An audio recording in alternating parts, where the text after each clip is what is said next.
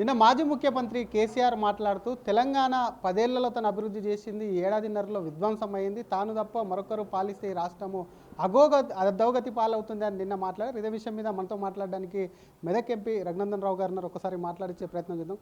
Sir, నిన్న చూసింటారు మాజీ CM speech, దానికి సంబంధించి ఆయన తప్ప ఈ రాష్ట్రాన్ని ఎవరు పాలించలేరు, ఈ ఏడాదిన్నరలు మొత్తం కొలాప్స్ చేసినారు, మళ్ళీ తాము అధికారంలోకి వస్తే చక్కబెడతామంటున్నారు. సార్, ఆయన వ్యాఖ్యలను మీరు సమర్థిస్తారా, ఏమంటారు? ఇది 100% ఎవరు మాట్లాడినా నేను తప్ప ఎవరు పాలించలేరు అనేది పూర్తిగా అహంకారపూరితమైనటువంటి వ్యాఖ్య. ప్రజలు ప్రజాస్వామ్యంలో అవకాశం ఇస్తారు, అవకాశాన్ని సద్వినియోగం చేసుకోవాలి. మీకు 10 సంవత్సరాలు ప్రజలు అధికారం ఇచ్చిండ్రు. అధికారంలో ఉన్న రోజులు మీ అహంకారపూరిత ధోరణి ఎట్లుండే? ఎమ్మెల్యేని కలవకపోవడం, ప్రజల్ని కలవకపోవడం, ప్రజా సంఘాల నాయకుల్ని కలవకపోవడం, ప్రజలు అనేటోళ్ళని ఏమి తెలియని అమాయకులుగా భావించేసి గంజిలో ఈగని తీసినట్టు తీసి ఓ పెద్ద గోడ కట్టుకొని ఆ కంచె లోపల నిన్ను నువ్వు బంధించుకొని ఎవరికి అపాయింట్మెంట్ ఇవ్వకపోవడం అనే నీ అహంకారమే నిన్ను ఇలా ఫామ్ హౌస్లో కూర్చోబెట్టింది. ఈరోజు కూడా నువ్వు మారక ఇదే రకమైనటువంటి ప్రవర్తనను కొనసాగిస్తే ఇక భవిష్యత్తులో నీకు రాజకీయంగా ఏం ఉండదనేది మాత్రం చంద్రశేఖరరావు గారు అర్థం చేసుకోవాలి. ఉదాహరణకి 2 మాటలు చెప్తా. నాకు సుదీర్ఘమైన అనుభవం ఉంది, 40 ఏళ్ళ నుంచి రాజకీయం చేస్తున్నా అంటాడు. 10 ఏళ్ళు అధికారంలో ఉన్న రోజు నక్సలైట్లతో చర్చలు జరపాలనేటువంటి స్పృహ మీకు ఏ రోజు రాలేదు. నక్సలైట్ల మీద ఎన్కౌంటర్లు చేసిరు, ఆడపిల్లల్ని కూడా చంపేసిరు కాల్చి. 10 ఏళ్ళు అధికారంలో ఉండి ఎన్కౌంటర్లు చేసినటువంటి ముఖ్యమంత్రిగా పనిచేసిన మీరు ఇవాళ అధికారం పోగానే కేంద్ర ప్రభుత్వం కాగారు ఆపేయాలి, పోలీసు ఉన్నారు, మిలిటరీ ఉన్నారని కాల్ చేయొద్దు, ఇవే మాటలు. మరి అదే నక్సలైట్లు అమాయకులైనటువంటి దళితుల్ని, గిరిజనులని, ఇన్ఫార్మర్ల నెపంతో కాల్చి చంపిన రోజు నువ్వు ఎందుకు మాట్లాడలేకపోయినావు? లేదు, మీకంటే ముందున్నటువంటి దివంగత ముఖ్యమంత్రి రాజశేఖర రెడ్డి గారు శాంతి చర్చలకు పిలిస్తే శాంతి చర్చలు ముగిసిన 6 నెలల తర్వాత నక్సలైట్ల ప్రవర్తన ఎట్లా మారింది అనేది నీకు మర్చిపోయినావా? అప్పుడు శాంతి చర్చల్లో పాల్గొన్నటువంటి అధికారులను కూర్చొని మీరు అడగాల్సింది. నేను తెలంగాణ సమాజానికి ఒక అప్పీల్ చేయదలుచుకున్న శ్రీధర్ అన్న, నిన్న కేసీఆర్ అదే మాట్లాడతాడు కగారాపమని. రేవంత్ రెడ్డి గారు అప్పుడు చర్చలు జరిపినటువంటి శాంతి కమిటీతోటి చర్చలు జరిపేసి ఎట్లా పోదాం ముందుకని మాట్లాడతాడు. న్యూ డెమోక్రసీ వల్ల హైదరాబాద్లో ఒక ర్యాలీ తీస్తారు, సెంట్రల్ యూనివర్సిటీలో ప్రొఫెసర్లు మాట్లాడతారు, మీలాంటి కొంతమంది మీడియా మిత్రులు వామపక్ష భావజాలం ఉన్నోళ్ళు అదే మాట్లాడతారు. ఏం మాట్లాడదలుచుకున్నారు మీరు? ఈ దేశం మీద యుద్ధం ప్రకటించి ప్రజాస్వామ్యాన్ని, ఓటుని బహిష్కరించమని చెప్పి ఈ దేశానికి రాజ్యాధికారం తుపాకుల ద్వారానే వస్తుందని కొట్లాడుతున్న వాళ్ళతోటి ఇన్ని సంవత్సరాల తర్వాత, 7.5 దశాబ్దాల తర్వాత, గత ప్రభుత్వాలు చాలాసార్లు చర్చలు జరిపి విఫలమైన తర్వాత ఇలా కొత్తగా వాళ్ళతోటి చర్చ జరుపుర్రి. బ్లాక్ ఏందో వైట్ ఏందో తెలుస్తుంది. మరి నువ్వు కేంద్ర మంత్రి ఉన్నప్పుడు ఎందుకు జరపలేదు చర్చలు? 10 ఏళ్ళు ముఖ్యమంత్రి ఉన్నప్పుడు ఎందుకు జరపలేదు చర్చలు? ఇవాళ ఎందుకు వస్తుంది అధికారం పోయిన తర్వాత చర్చలు? అంటే నాకు నక్సలైట్ అయినా సరే, ఇంకోడైనా సరే, నన్ను గద్దె మీద తీసుకుపోయి పెడితే చాలు, నేను అధికారంలోకి ఎక్కి దోసుకోవడానికి నాకు 10 మంది కావాలనేది ఆయన ఆలోచన తప్ప చంద్రశేఖరరావు గారు నిన్న మాట్లాడిన దాంట్లో ఒక్క అక్షరం కూడా ప్రజలకు ఉపయోగపడేటువంటి మాట లేదు. కానీ బలం ఉందని చంపుకుంటూ పోతే ఎలా అనేది కూడా ఆయన క్వశ్చన్. పైసలు ఉన్నాయని మీటింగ్ పెట్టి జనాన్ని తెస్తే నీ గొంతు వణికింది, నిన్న నీకు మాట్లాడడం రాలేదు, నీ స్వరం లోపల ఏదో భయం కనబడతా ఉంది, దానికి సమాధానం చెప్పు. చంద్రశేఖరరావు అనటాన్ని ఎప్పుడైనా పొలిటికల్ మీటింగ్ మాట్లాడితే కాగితాలు చూసుకొని మాట్లాడంగా నేను ఎప్పుడు చూడలేదు శ్రీధర్ గారు అన్న. ఆయన ఏం చేస్తుండే? ఎప్పుడన్నా అధికారికంగా గణాంకాల కోసం అయితే కాగితాలు చూస్తుండే, కానీ రాజకీయ భాషల కోసం కూడా కాగితాలు చూస్తుండే అంటేనే ఆ స్వరంలో ఏదో భయం కనబడతా ఉంది. ఆయనకు అర్థమవుతా ఉంది జనం నుంచి వచ్చిన రెస్పాన్స్. నిన్న ఆడ చూస్తే యూత్ కనబడతలేదు.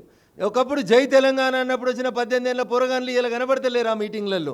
అంత మధ్య వయస్కులు, డబ్బులు 100 కోట్లు ఖర్చు పెట్టి సమీకరించుకున్నటువంటి జనం తప్ప చంద్రశేఖరరావు గారికి ఆ జనం పల్స్ చూస్తే అర్థమవుతా ఉంది ఇదేం లేదు, ఏం కనబడతలేదు. ఆ 18 ఏళ్ళ నుంచి 30 ఏళ్ళ వయసున్న పిల్లలంతా జై శ్రీరామ్ అనుకుంటే బీజేపీ వెనకాల పోతురు అనేటువంటి భయం చంద్రశేఖరరావు స్పీచ్లో జనం నుంచి వస్తున్న స్పందనలో కనబడతా ఉంది. కానీ వాళ్ళు చెప్తున్నది ఏంటంటే కొన్ని 100 కిలోమీటర్లు ట్రాఫిక్ జామ్ అంది, కొన్ని లక్షల మంది వచ్చారు, సభ గ్రాండ్ సక్సెస్ అయింది, ఈ సభతో అసలు బీజేపీ అనే పదమే లేదనే విధంగా కూడా మాట్లాడుతున్నారు. కాంగ్రెస్కు ప్రత్యామ్నాయం తామే అంటారు, ఎందుకంటే గతంలో కాంగ్రెస్ వారికి ప్రత్యామ్నాయం, ఇప్పుడు కాంగ్రెస్కు మేము ప్రత్యామ్నాయం. ఎందుకు బీజేపీని సైడ్ ట్రాక్ చేస్తున్నారా వీళ్ళు? వీళ్ళ మాటలతోటి మాకు వచ్చేది ఏం లేదన్న. మేము ప్రజాస్వామ్యాన్ని నమ్ముకున్నాం, జనం ఓటేసే విధానాన్ని నమ్ముకున్నాం. వీళ్ళలాగా మా దగ్గర డబ్బులు లేకపోవచ్చు. నువ్వు ఒక్కొక్క నియోజకవర్గానికి 80 లక్షల నుంచి ₹1 కోటి పార్టీ ఫండ్ ఉందని వైట్ మనీ ఇచ్చినావు. అవి కాకుండా ₹1 కోటి ఇచ్చినావు. 119 నియోజకవర్గాలకి దాదాపు 240 కోట్లు ఇచ్చినావు. అది కాకుండా సభకి మీడియాను మేనేజ్ చేసేందుకు, ఈవెంట్ మేనేజ్ చేసేందుకు, టెంట్లు వేసేందుకు ఇంకో 100 కోట్లు ఖర్చు పెట్టినావు. 350 కోట్లు పెట్టి 30 నిమిషాలు మాట్లాడేందుకు నీ గొంతు భయపడుతున్నా నువ్వు వచ్చి బీజేపీ గురించి మాట్లాడితే ఏం మాట్లాడతాం శ్రీధర్ అన్న? ఆయన గురించి అయిపోయింది, నీ శకం ముగిసిపోయింది. నీ కొడుకు, నీ అల్లుడు గత 10 నెలల నుంచి ఏం మాట్లాడిరో ఇలా నువ్వు కూడా గదే మాట్లాడినావు.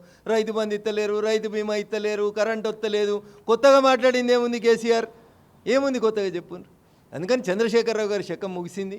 ఇప్పటికైనా వారు ఆయురారోగ్యాలను కాపాడుకొని 100 సంవత్సరాలు ఆ ఫామ్ హౌస్ లోపల మంచిగా ప్రశాంతంగా ఉండాలని నేను ఆ భగవంతుని ప్రార్థిస్తాను. తెలంగాణ సెంటిమెంట్ను మరొకసారి రెచ్చగొట్టే ప్రయత్నం చేస్తున్నారని చెప్పి మీ వాళ్ళు కొంతమంది అంటున్నారు. అదే మరొకసారి తల్లిని చంపి బిడ్డని అని చెప్పి ఏ విధంగా ఉన్నారు పార్లమెంట్లో మోడీ మాట్లాడిన మరొకసారి ఆ అంశాన్ని కూడా తెర మీదకి తీసుకొచ్చి తెలంగాణ సెంటిమెంట్ తీసుకొచ్చారని అనుకుంటున్నారా? అందుకని ఆ 18 ఏళ్ళ నుంచి 30 ఏళ్ళు ఉన్న పిల్లలు ఎవరు నీ దగ్గరికి వస్తలేరు, నీ పార్టీకి వస్తలేరు, నీ వెనకాల పోలరైజేషన్ అయితలేదంటే నువ్వు మాట్లాడి అరిగిపోయిన ముచ్చట తప్పితే కొత్తగా ఏం కనబడతలేదు. జూన్ 2, 2014 తెలంగాణ రాష్ట్రానికి మీరు ముఖ్యమంత్రి అయినరు. అంతకంటే ముందే 7 మండలాలు సీలేరు అనేటువంటి ప్రాజెక్టు పోయింది.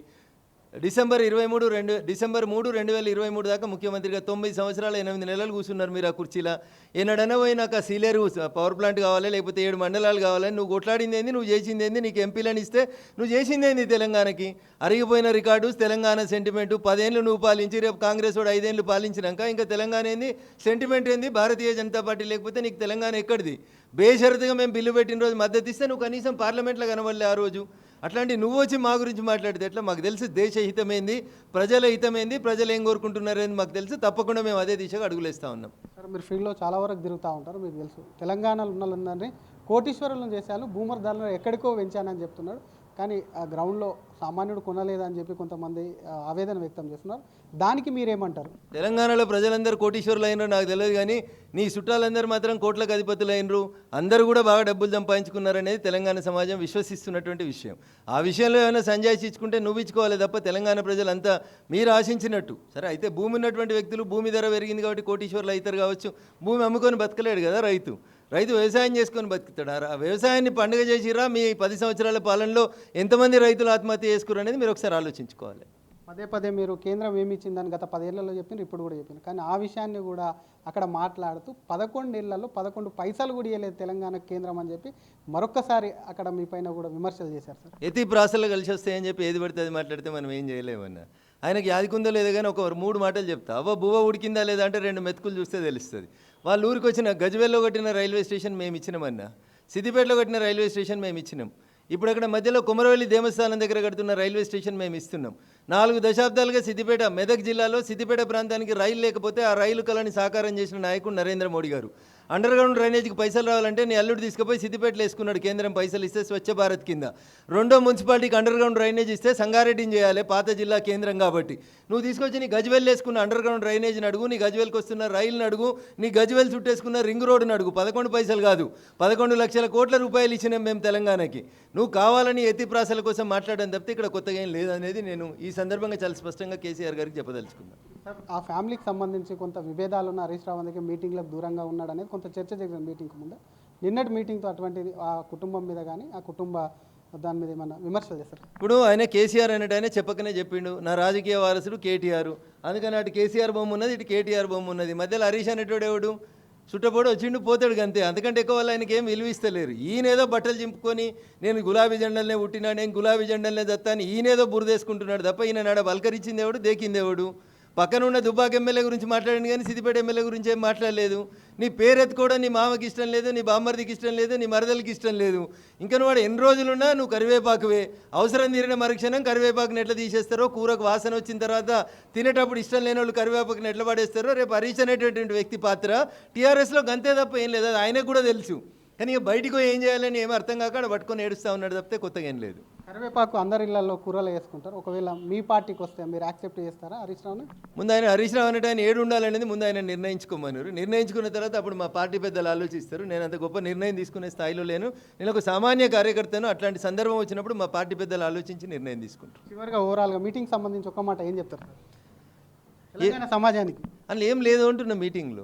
గత 10 నెలలుగా కేటీఆర్ హరీష్ మాట్లాడిందే కొత్తగా కేసీఆర్ వచ్చి మాట్లాడిండు.